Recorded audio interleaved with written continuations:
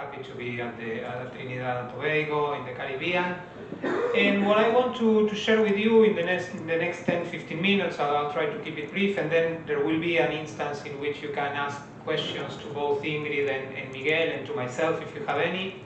And then there will be a great lunch, which is why we are all here probably. So yeah, that's a good excuse.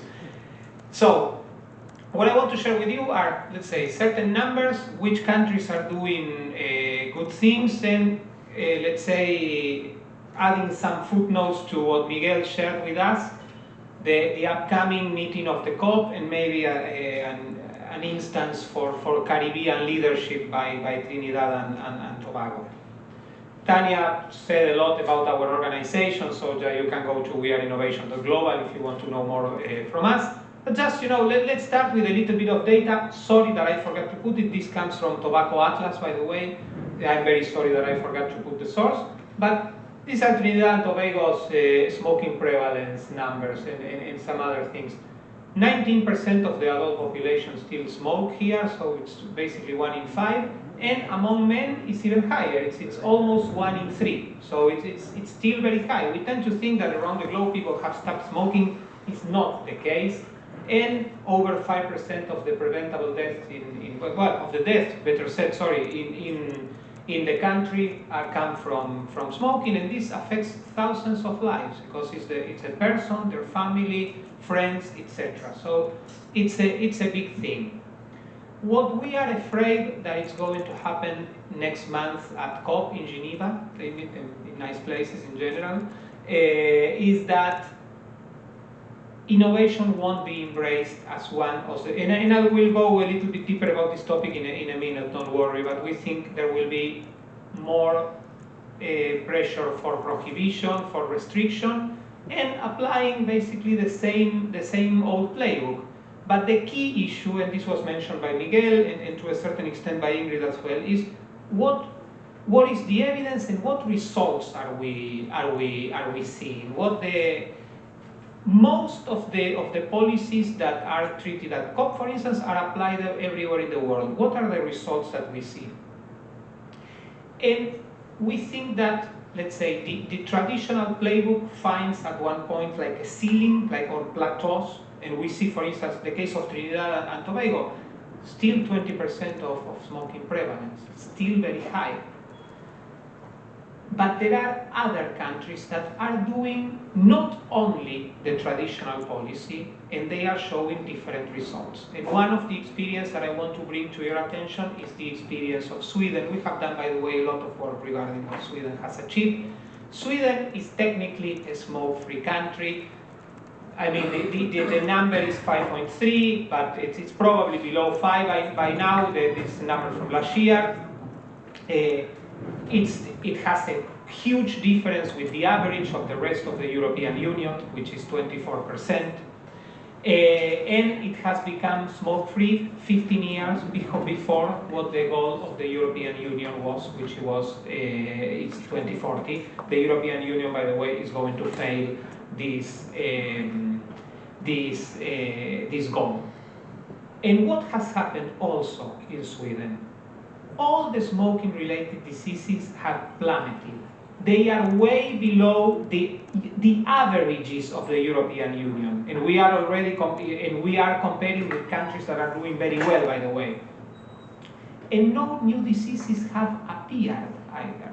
So let's say, with innovation, and I'll go to this in a second, you are solving a problem and you are not creating a new one. What has done Sweden, and this is, let's say, to put it very simply, we think that Sweden has been applying the policies from the framework control and also from the European Union, policies that have to do with traditional tobacco control, so to speak. Sweden has invested a lot in educating the population regarding the dangers of smoking, but Sweden has also used, in a very clever way, innovative nicotine products, and by this we mean vaping, heated tobacco, snus, which is a very Swedish product, and nicotine pouches, to be part of the solution. They have allowed innovation to be part of the solution, as we allow many other, let's say, innovative products solve problems in our life all the time. And how have they achieved this? By what we call the AAA innovation framework.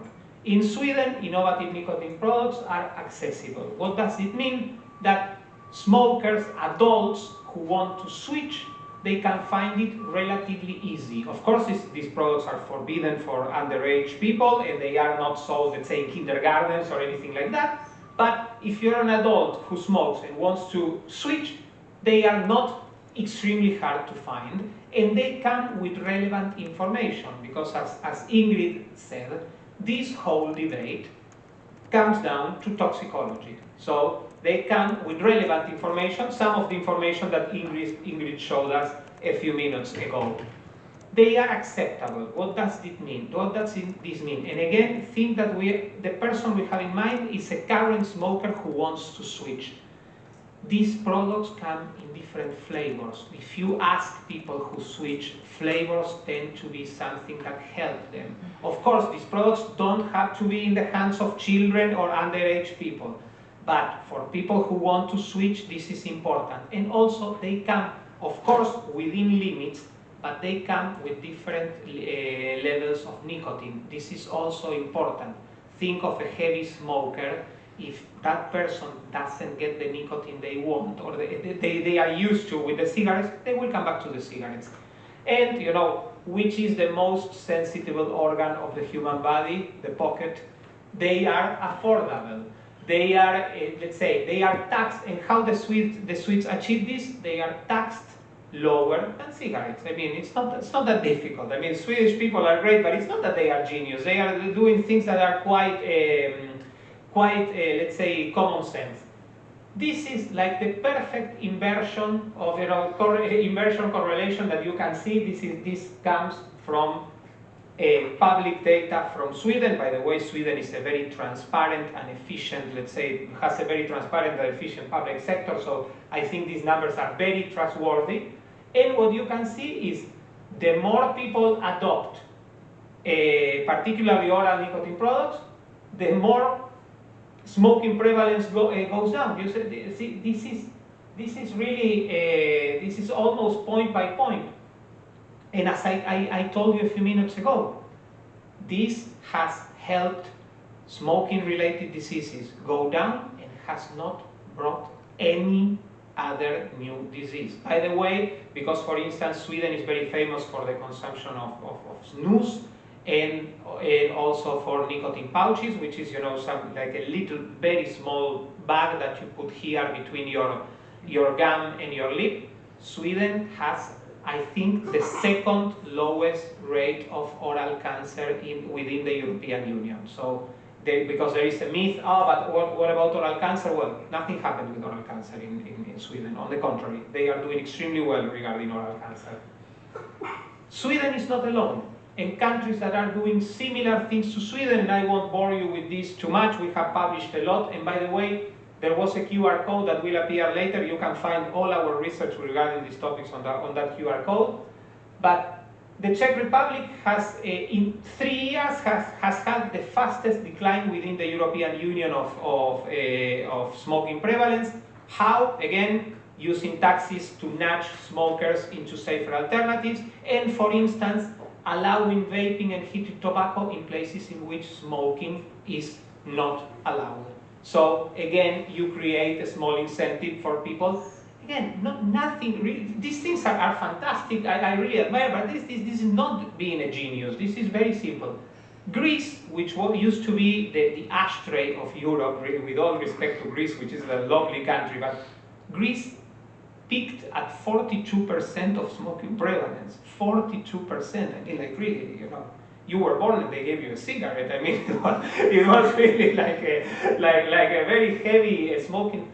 And they had 15 years, particularly until, let's say, 2019, 2018, the previous 15 years were extremely aggressive towards vaping and innovative nicotine products. They made a U-turn, and from 42, it went down to 36 in just a few years.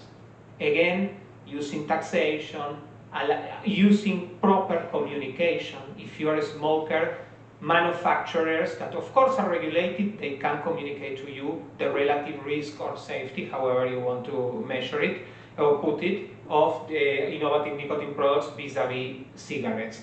The United Kingdom, Miguel mentioned, has been doing amazing things.